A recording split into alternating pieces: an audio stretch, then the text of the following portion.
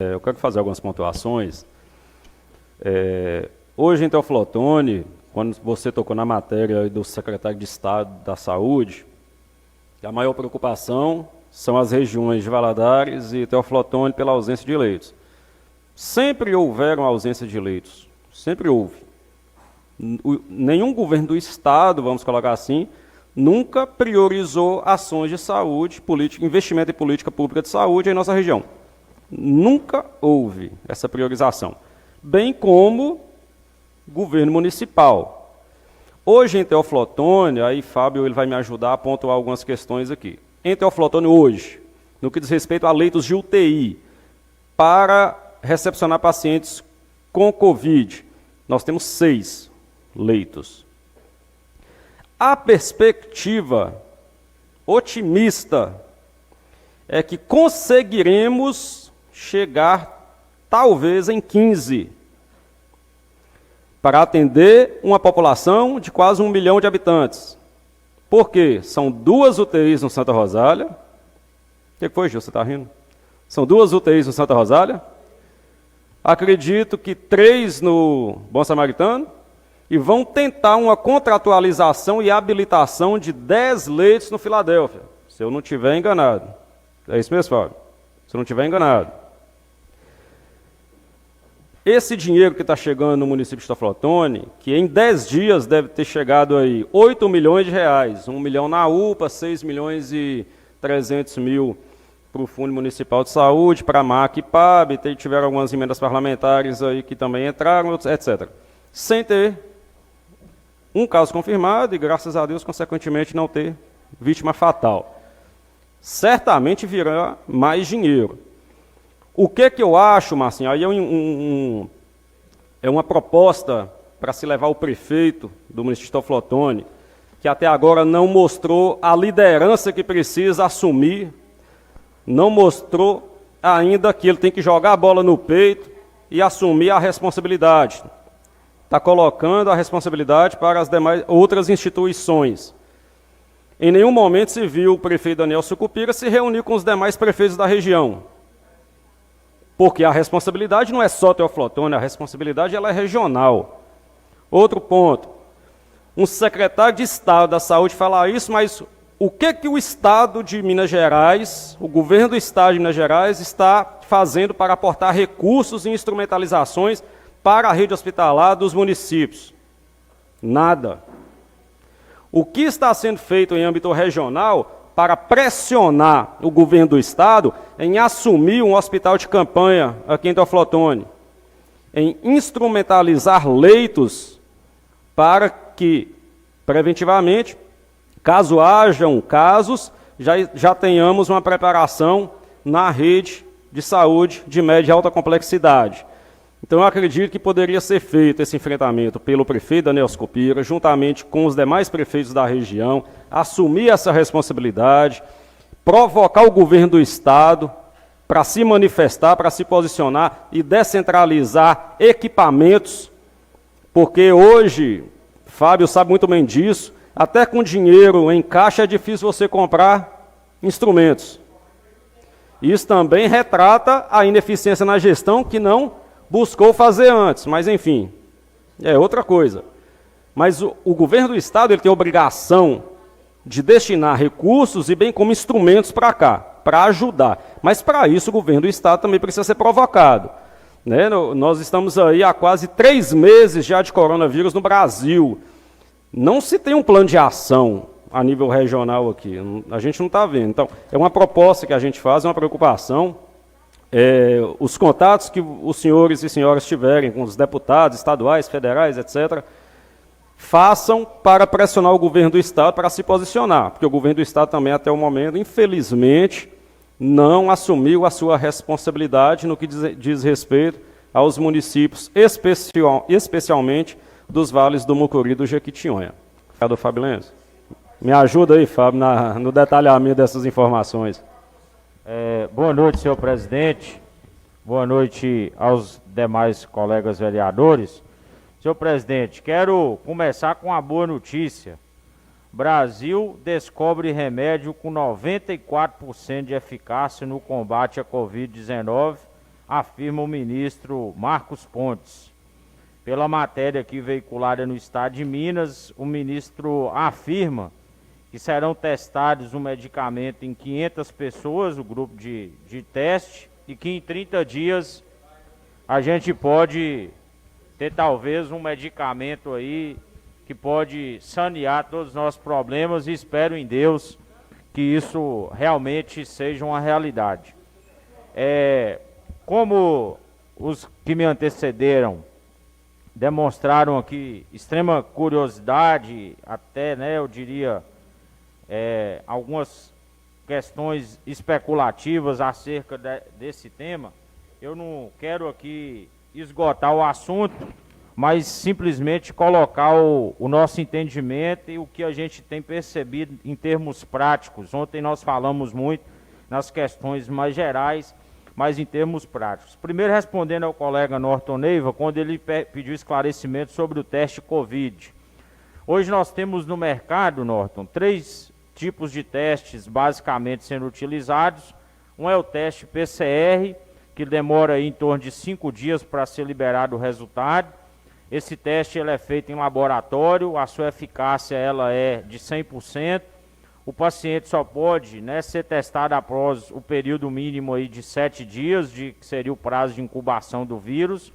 E o seu teste descarta ou concretiza o paciente ter ou não a doença.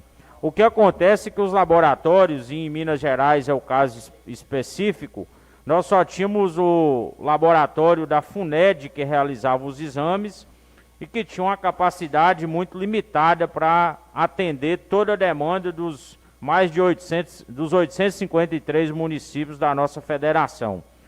Então, isso criou um gargalo. Teoflotone chegou a ficar, por exemplo, mais de uma semana sem liberar sequer um resultado de exame. É ainda o calcanhar de Aquiles, não só em Minas Gerais, mas Brasil afora. Há 15 dias atrás, o Estado, através do secretário de Estado da Saúde e o presidente da FUNED, resolveram meio que abrir uma licitação para que outros laboratórios de outras macro-regiões pudessem aderir. Na nossa região, o laboratório que está fazendo adesão, ainda não está sendo aderido, é o laboratório da UFVJM no campus de Diamantina, assim eu fiquei sabendo. O mais próximo é Montes Claros. Então, de lá, habilitou-se mais 11 laboratórios no estado para que fizesse esse teste PCR laboratorial, dando 100% de certeza do paciente ter ou não contraído o vírus. Os testes que estão sendo comercializados e que são chamados de teste rápido, eu falei ontem rapidamente, são aqueles em que o paciente ou já teve o vírus e produziu anticorpos, ou o paciente está ainda com o vírus e também está produzindo anticorpos. Então esse é um teste que ele é realizado em 10, 15 minutos e ele sai através de uma tarja, né, uma marcação, se produziu o IgG ou IgM, que são 2 marcadores de que a pessoa produziu o vírus. Esse teste, ele vem, a sua maioria, está vindo a grande quantidade produzida na China. E aí está sendo testado no Brasil, que existem testes que não estão tendo a eficácia necessária. E a recomendação que antes era de se testar do 8º dia em diante da suspeita, ela hoje passou para 14 dias. Então isso leva a ter um prazo ainda maior para você conseguir usar o teste rápido em massa. E o próprio ministro já falou, o teste, o custo dele aí está em torno de R$200. Como que nós vamos aplicar teste em toda a população? Não é possível, não tem volume, não tem quantidade. Então o teste rápido ele está sendo direcionado somente para profissionais de saúde, agentes de segurança e para primeiro critério de avaliação em caso de admissão de um paciente na unidade hospitalar. Então ele é limitado, não dá para ser testado nas ruas. O que alguns estados, como Santa Catarina, conseguiu, comprou uma quantidade maior e está fazendo testes em pessoas assintomáticas, que são aqueles que não apresentaram da doença, mas que podem estar com vírus incubado. Então isso é uma medida preventiva, pouquíssimos países e poucos lugares vão conseguir chegar nesse ponto pela dificuldade de importar o teste. Então esse é um problema mundial hoje, né? Então não vai ser só Teófilo Otoni, o estado de Minas. Hoje no Brasil nós recebemos 5 milhões de testes, foi comprado pela empresa Vale, Minas Gerais recebeu uma quantidade, é esperado que essa semana o estado entregue na Superintendência Regional os testes da cidade de Teófilo Otoni e da região, e aí nós já vamos ter testes ofertados pelo estado. Esse é o plano de trabalho da Superintendência Regional de Saúde. Não sou, né, não tenho aqui autorização para falar em nome do superintendente, mas foi isso que ele colocou na reunião, deixar isso bem claro. E aí sim nós já teremos testes nos atendimentos como UPA, hospitais públicos, hospitais filantrópicos e também, quiçá, nas unidades de programa de saúde da família. Em relação à questão da capacitação profissional, senhor presidente, que foi o tema abordado e eu ouvi atentamente os colegas. Ô Fábio, só uma parte? Sim. Só na sua fala anterior, esses testes, após serem feitos, eles podem ser anunciados por quem? Isso é uma outra coisa importantíssima, né? O paciente testado é resultado do paciente da equipe de saúde. O teste rápido olha, isso é importante vocês saberem. O teste rápido, ele não descarta a confirmação do caso, né? Ainda que o teste rápido dê negativo, é necessário, e o Ministério só entende assim, que o paciente faça o PCR. Está dentro da pergunta. Esse teste rápido, quanto tempo demora para saber para ter a resposta? O teste rápido, Dedeu, de 15 a 20 minutos você já fica sabendo se o paciente tem marcador do vírus ou não. E aí, se for positivo, a recomendação é que faça o PCR confirmatório. Se for negativo e o paciente estiver com sintomas, como vocês já viram, falta de ar, tosse seca, aquelas coisas, ainda assim faça o PCR para confirmar que é negativo. Então o exame real que hoje é aceito no Brasil é o exame de PCR para confirmar ou descartar o Covid. Então isso aí tem sido o gargalo para conseguir testar toda a população. Em relação à capacitação, senhor presidente, permita-se alongar um pouco mais, porque estou tentando trazer esclarecimento para essa casa. Em relação a questão da capacitação, o Ministério da Saúde ofereceu em nível nacional, isso não é só de Teófilo Otoni, só de Minas, em nível nacional, uma capacitação para todos os profissionais de saúde, em caráter de plataforma EAD, ensino à distância. Essa plataforma, senhor presidente, possibilitou técnicos, auxiliares de enfermagem, enfermeiros, médicos, pessoas que tivessem interesse distinto, desde que estivesse cadastrado no estabelecimento de saúde, a fazer esse curso preparatório para entender o que é a doença e aprender a lidar com o paciente. Então, Teófilo Otoni, e aí eu posso dizer, disparou isso nos grupos de WhatsApp da saúde, e todos os profissionais que são profissionais cadastrados, e no caso, um profissional que trabalha no PSF, Dedeu, ele tem o seu CNES, o seu número está vinculado ao CNES daquela unidade básica de saúde. Então, ao inserir seu nome e CPF, o Ministério já reconheceu e validou a inscrição para que ele fizesse o curso online. É óbvio, senhor presidente, que às vezes algum ou outro servidor não tem acesso à internet, etc. Às vezes fez até na própria unidade. Mas isso foi uma qualificação nacional que deu condições para nivelar o conhecimento e a informação a todos. Qual é o meu receio enquanto profissional de saúde, Dedeu? Uma coisa é você dizer, né, jogo é jogo, né, treino é treino, treino é treino, jogo é jogo, não é assim que a gente fala? Então, a situação real, o dia que ela se apresentar, é que eu digo que será a prova de fogo. Então nós hoje realmente temos muito mais medo do que talvez informação acerca de como atender o paciente. Em relação aos leitos, senhor presidente, foi questionado. Nós temos os leitos de UTI no município de Teófilo Otoni, na macro-região, nós temos 30 leitos de UTI, 10 no Hospital Santa Rosália, 10 no Hospital Bom Samaritano e 10 no Hospital Filadélfia. Geral, leitos gerais de UTI. O que acontece é que, pela norma, esses hospitais que têm 10 leitos precisam ter apenas, Norton, 5 respiradores e 1 de reserva. Então, todos, na maioria, compram a quantidade mínima, 6.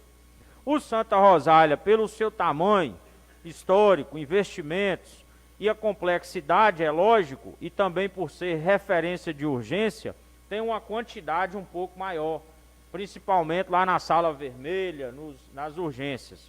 Então, lá dispõe de uma quantidade maior de respiradores. Então, esse é o que é preconizado.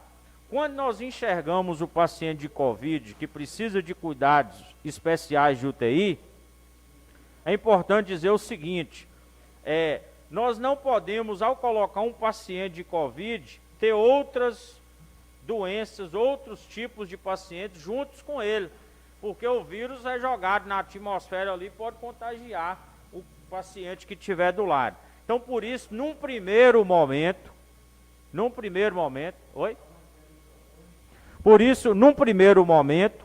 nós precisamos isolar esse paciente, colocá-lo, Dedeu, Gils Dentista, numa sala, num ambiente específico, com circulação de ar específica e também com leite separado dos demais. Então, por isso que num primeiro momento o que se buscou foi o leite de isolamento, o que tinha disponível na cidade, como Vossa Excelência citou.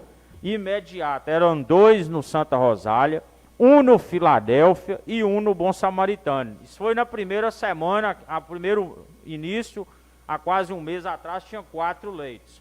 O que foi feito de lá para cá? O Bom Samaritano já conseguiu criar um segundo, já existe. Eu estive lá hoje visitando, inclusive, a unidade. Eles vão chegar a 4 leitos isolados. O Santa Rosália, de 2, já está criando também mais 2, vai chegar a 4, nós teremos, no caso, 8. E lá no Filadélfia, como eu já informei de primeira mão, ontem nós conseguimos criar mais 2, são 3. Então, isolados, nós vamos poder ter 11 pacientes internados na macro de Teófilo Otoni. Referência para todos os outros municípios. UTI, né, Fábio? Leitos de UTI.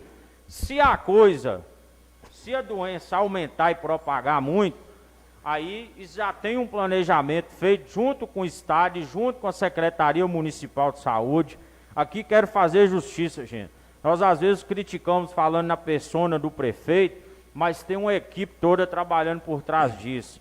As meninas da Secretaria de Saúde, aqui todos vocês conhecem, a Viviane, a própria secretária Marflávia, o Asley, entre outros, não vou citar os nomes aqui para não ser injusto, né? Mas estão todos dedicados a fazer essa prospecção, tiveram um prazo estabelecido pelo Estado para informar qual era a capacidade atual, qual era a capacidade imediata, ou seja, daqui 10 dias, e qual é a capacidade futura. E aí eu vou explicar disso mais à frente. Então, se a pandemia crescer na nossa cidade, aí o que é que vai acontecer? Essa é a projeção. Uma dessas unidades de UTI, um exemplo, a do Bom Samaritano, eu acredito que vai ser a primeira, será toda disponibilizada para a Covid.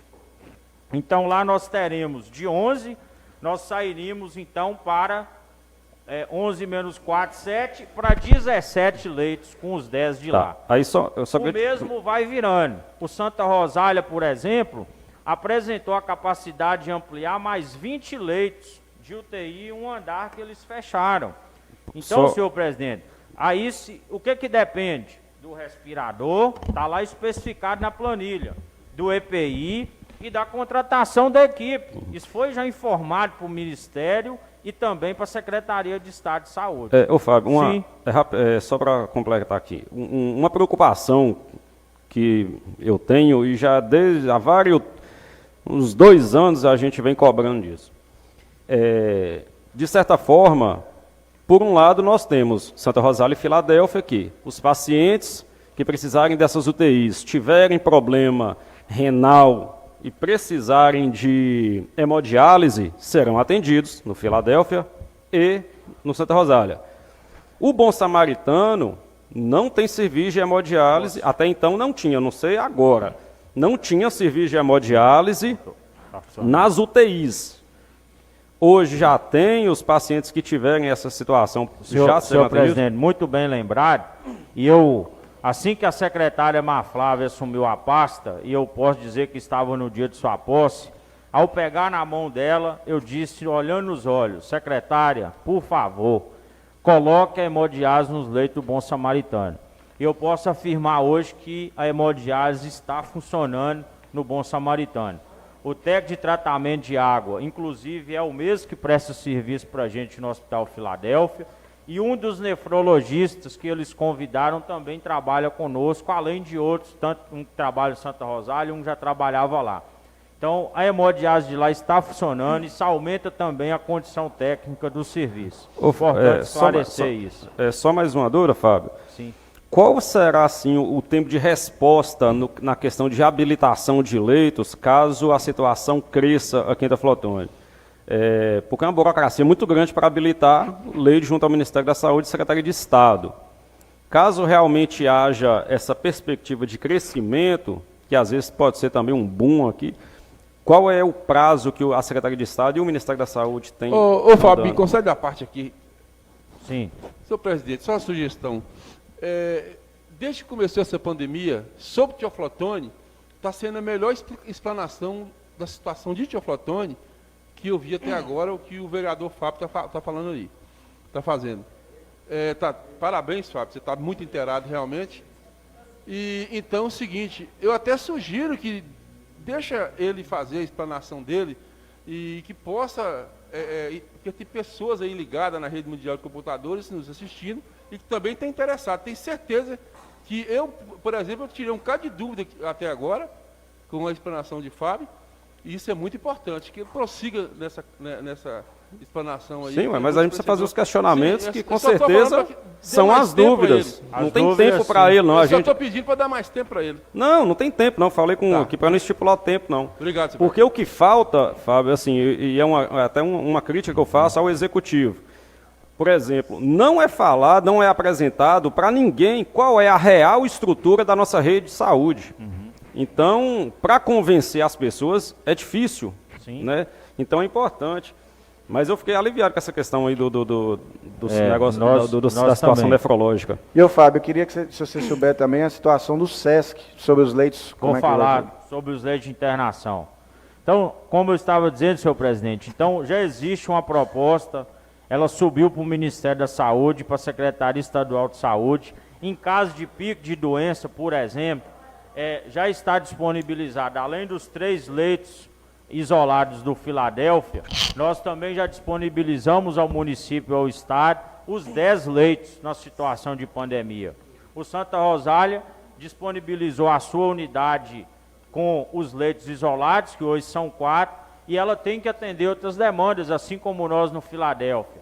Mas possibilitou a criação e abertura de mais 20 leitos de UTI lá, desde que, vale esse registro, receba o respirador, porque está igual, né, agulha no palheiro para encontrar, e também tem um investimento com EPI e com a parte técnica, que é a contratação da equipe. No Bom Samaritano, como eu já disse, a sugestão é que também se converta. E também, Gabriel, o Hospital Raimundo Gobira disponibilizou uma ala que pode se transformar também em internação de Covid com leitos específicos de UTI, desde que também receba investimento. Não, isso continua normalmente os trabalhos. Na UPA, senhor presidente, que ontem nós tivemos uma reunião na segunda-feira, na unidade de pronto atendimento da UPA, inclusive já está estabelecido o fluxo de que o paciente captado, o SAMU, o cara está em casa passando mal, para onde que ele vai? Então a sala vermelha da UPA também será a porta de entrada para esse primeiro atendimento do paciente. Então isso foi os avanços que tivemos até então dessa conjuntura do que era a situação inicial e de onde nós estamos hoje. E aí, para tranquilizar um pouco mais, né, sobre a questão das habilitações, muito bem lembrado por Vossa Excelência. Foi publicado já no dia 25 de março, eu vou mandar no grupo o número da portaria, os leitos que já estão existentes e habilitados no município para a Covid e os leitos futuros. Já tem, inclusive, a disponibilização dos recursos conforme a capacidade ofertada. Só para constar também que houve uma modificação na tabela SUS quanto aos leitos de UTI, que aumentou de 400 e poucos reais para 1.000 e poucos reais, se não estiver enganado. Só uma correção seguinte, para os leitos que já estão habilitados e disponíveis, um exemplo, eu até estava olhando hoje, o Santa Rosália já tem leitos que ele já oferece para o SUS, então ele não pagou um valor de tabela cheia, pagou um complemento. Os outros 17 ou 20 que foram propostos contratualizados para uma possível expansão, se houver essa necessidade, já tem também o valor na planilha, que é de R$400, uma vez que o governo federal terá que equipar e mandar os recursos que eu citei anteriormente. E os leitos, que são leitos já prontos da iniciativa privada, tem um valor também, uma outra portaria, esses ainda não saiu habilitação. Todos os prestadores, no nosso caso, enviamos a documentação, está sendo processado isso no Estado e deve ser publicado nos próximos dias a habilitação do quantitativo e dos leitos disponíveis nos hospitais privados em todo o Estado. Então, tem avanços nesse sentido, a gente vê que o Estado, aqui, através da superintendência, tem feito essa articulação, diferente do que foi criticado, por Teófilo Otoni ser sede de macro, né, e ser gestão plena, tem a lista das demais cidades também em que há possibilidade de abrir leitos de UTI. Um exemplo, a Almenara tem 12 respiradores, então lá precisa o quê? Equipe, EPI, lá consegue abrir 12 por exemplo, leitos emergenciais para o Covid. Itaubim, chegou a informação que lá tem 8 ou 10 respiradores, também pode ser uma referência. Então, também na superintendência já tem o prospecto das cidades e quantitativo de leitos expansíveis em caso da pandemia atingir a região. Então, isso já está prospectado, a gente tem que destacar o trabalho técnico. E aí não é político não, é técnico mesmo das pessoas que estão à frente, eu tenho acompanhado e posso dizer que nós não queremos que a doença chegue, mas se chegar, o que podia ser feito está sendo feito. Onde é que eu vejo os nossos gargalos? Para eu finalizar. Só para você responder uma pergunta aqui importante. Parabéns pela sua explanação, bem didático e boas notícias para todos nós. Agora, uma preocupação que nós temos, Fábio, eu queria trazer para você, que lá em Pernambuco a situação está grave, você sabe muito bem. De 238, era ontem o número, dos portadores do Covid, dos contaminados, 1/3 eram profissionais de saúde. Dos mortos, 1/3 profissionais de saúde. E com relação ao capote, todo esse instrumental, eu queria saber como é que está isso aí para a gente dar segurança para os profissionais de saúde, que são aqueles que estão ali na linha de frente. Senhor presidente, o Cajaíba antecipou o que eu iria dizer que era a minha grande preocupação, o gargalo que nós temos hoje. Primeiro, será os profissionais de saúde, quem vai para a linha de frente, quem vai para o fronte da batalha. Nós já temos, eu já citei aqui ontem, profissionais que já estão com medo, apresentando problemas psiquiátricos, já se afastando do trabalho porque estão com medo de levar essa doença para casa. Isso é uma realidade. E aí nós vamos ter que ter esse empenho dessas pessoas. E eu disse antes, treino é treino, jogo é jogo. Realmente, esse profissional, ao estar em contato com o paciente do Covid, ele vai ter uma sobrecarga viral maior, o risco de contágio é realmente evidente, mas nós temos que dar todo o suporte e tranquilidade para que ele possa trabalhar. E a gente tem visto, Cajaíba, nas pesquisas, que a maior incidência da taxa de contaminação se dá na hora dele desparamentar-se, que é tirar os equipamentos. Porque ali ele às vezes toca no rosto, toca na pele e está contraindo o vírus direto. Então esse é o momento que eu digo ser crucial. Outros experimentos vocês devem ter visto, como as cúpulas, já começou a ser adotado, eu acho que no Rio de Janeiro também já saiu um teste, é mais uma proteção, e a dificuldade de compra de EPI. A máscara descartável, citava aqui ontem, está escassa no mercado, tanto que Brasília, e aí é uma ação que o Ministério está se ocupando, se não me engano, mandou 3 ou 4 aviões da Força Aérea para poder buscar direto do fabricante na China máscaras e outros EPIs, para poder trazer, nacionalizar direto e distribuir para toda a rede, porque vai faltar equipamento de proteção se nós tivermos um pico. Eu não sei como está o estoque dos hospitais, a gente nas reuniões técnicas tem atualizado isso. Você tem estoque de luva para quantos dias, estoque de máscara para quantos dias, aventais, né? Então o avental, por exemplo, ele é reutilizável. Então tem que se adotar um procedimento técnico de como retira da pessoa, como que vai ser higienizado, para ele poder voltar ao uso. Mas a máscara, a N95, por exemplo, não. Então imaginem vocês que a cada dia nós vamos estar jogando a máscara N95, descartando após o atendimento. E ela está custando hoje, a gente achou, a R$ 9,80, desapareceu em meia hora, uma. Mas é 40, 50 reais o preço de mercado da N95. Os aventais, né? Também está muito difícil de encontrar. Um avental que antes você comprava por 6, 7 reais, se achar barato hoje é 25, 30. Uma parte. Então, esse é um ponto que precisa de fortalecimento. Só para concluir sobre o EPI, passa a parte a Vossa Excelência, o que foi uma das coisas que a secretária de Saúde, junto com a equipe de planejamento, informou na reunião? Desse recurso, Dedeu, que eles receberam, eles estão buscando, através de licitação, de compras já realizadas, comprar quase 1 milhão de EPIs, né?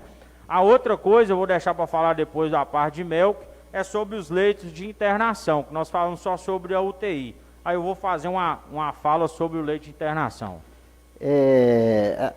Exatamente sobre as máscaras e esses aventais, eu acredito que as empresas de uniformes de nossa cidade tem como fazer. A prefeitura já buscou essa parceria, já olhou isso, não tem como fazer? Ainda mais que elas estão fechadas, né?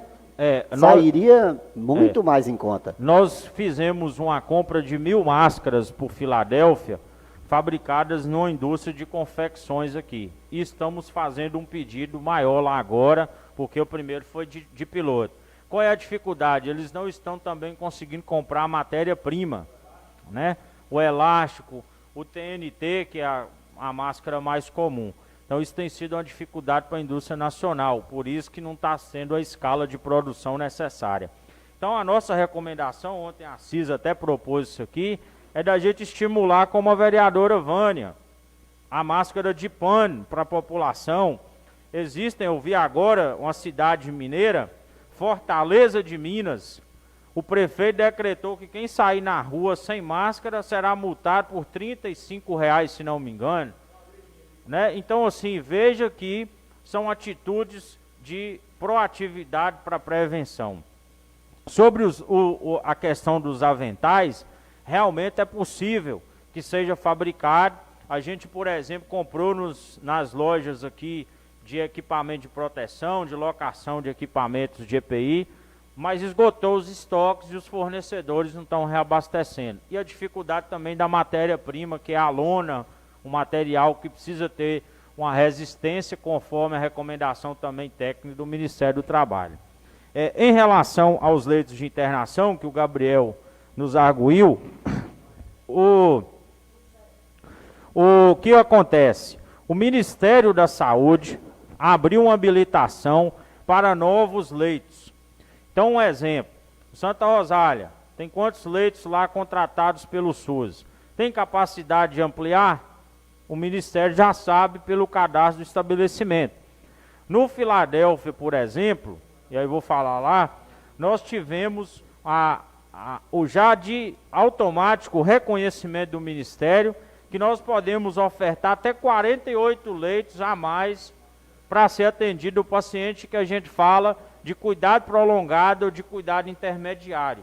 Eu vou explicar a diferença de um para o outro. Então isso já é um plus a mais na rede, só com os estabelecimentos existentes. Por exemplo, lá nós oferecemos mais 32 leitos para atender o paciente de cuidado prolongado. O que é um paciente de cuidado prolongado, Sandra? O paciente que estava na UTI ou que estava mais grave, recebe alta dessa unidade e precisa continuar tendo uma atenção especial e às vezes usando um oxigênio. Então esse é um paciente que vai ficar às vezes 15, 20 dias ainda hospitalizado.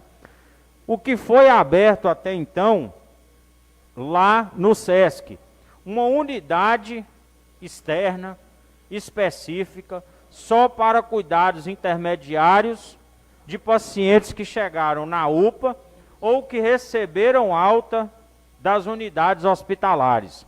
Então, um exemplo, lá no Filadélfia lotou, eu preciso de um leito que tenha equipe, que tenha oxigênio, que tenha profissionais, e aí você precisa desocupar esse leito. O paciente não pode ir para casa, ele pode ser transferido lá para a unidade do SESC que está sendo montada.